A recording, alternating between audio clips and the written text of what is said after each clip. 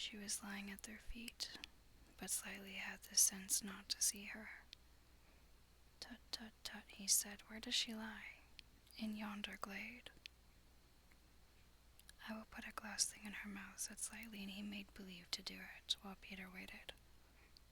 It was an anxious moment when the glass thing was withdrawn. "How is she?" inquired Peter. "This has cured her." "I am glad," Peter cried. "I will call again in the evening," Slightly said. "Give her beef tea out of a cup with a spout to it." But after he had returned the hat to John, he blew big breaths, which was his habit on escaping from a difficulty.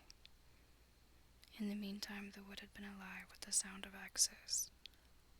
Almost everything needed for a cozy dwelling already lay at Wendy's feet. "If only we knew," said one, "the kind of house she likes best." "Peter," shouted another, "she is moving in her sleep." "Her mouth opens," cried a third, looking respectfully into it. "Oh, lovely." "Perhaps she is going to sing in her sleep," said Peter. "Wendy, sing the kind of house you would like to have." Immediately, without opening her eyes, Wendy began to sing. "I wish I had a pretty house, the littlest ever seen, with funny little red walls and roof of mossy green." They gurgled with joy at this, for by the greatest good luck the branches they had brought were sticky with red sap, and all the ground was carpeted with moss. As they rattled up the little house, they broke into song themselves.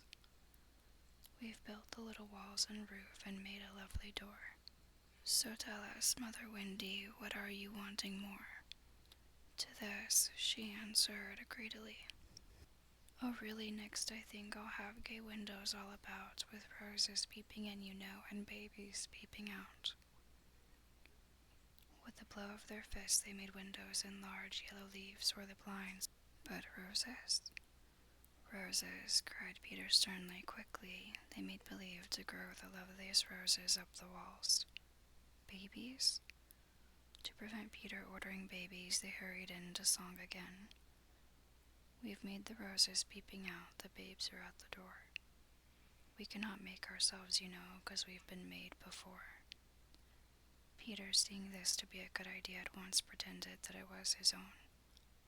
The house was quite beautiful, and no doubt Wendy was very cozy within, though of course they could no longer see her. Peter strode up and down, ordering finishing touches. Nothing escaped his eagle eyes, just when it seemed absolutely finished. "There's no knocker on the door," he said. They were very ashamed, but Toodles gave the sole of his shoe, and it made an excellent knocker. Absolutely finished now, they thought. "Not a bit of it. There's no chimney," Peter said. "We must have a chimney." "It certainly does need a chimney," said John importantly. This gave Peter an idea. He snatched the hat off John's head, knocked out the bottom, and put the hat on the roof. The little house was so pleased to have such a capital chimney that, as if to say thank you, smoke immediately began to come out of the hat. No, really and truly it was finished. Nothing remained to do but to knock. "All look your best," Peter warned them. "First impressions are awfully important." He was glad no one asked him what first impressions are. They were all too busy looking their best. He knocked politely, and now the wood was as still as the children, not a sound to be heard, except from Tinker Bell, who was watching from a branch and openly sneering. What the boys were wondering was, would anyone answer the knock? If a lady, what would she be like? The door opened and a lady came out. It was Wendy. They all whipped off their hats. She looked properly surprised, and this was just how they had hoped she would look. "Where am I?" she said. Of course Slightly was the first to get his word in. "Wendy, lady," he said rapidly, "for you we built this house.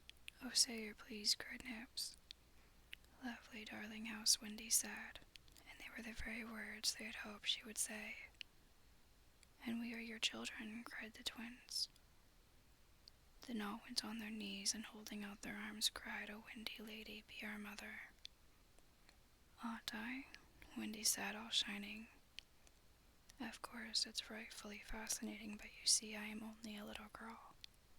I have no real experience."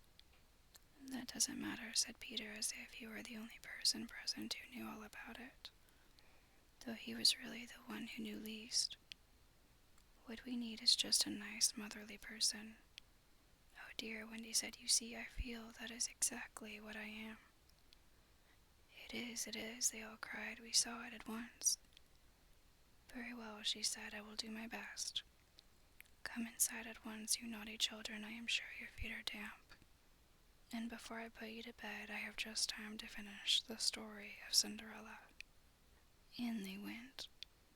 I don't know how there was room for them, but you can squeeze very tight in the Neverland.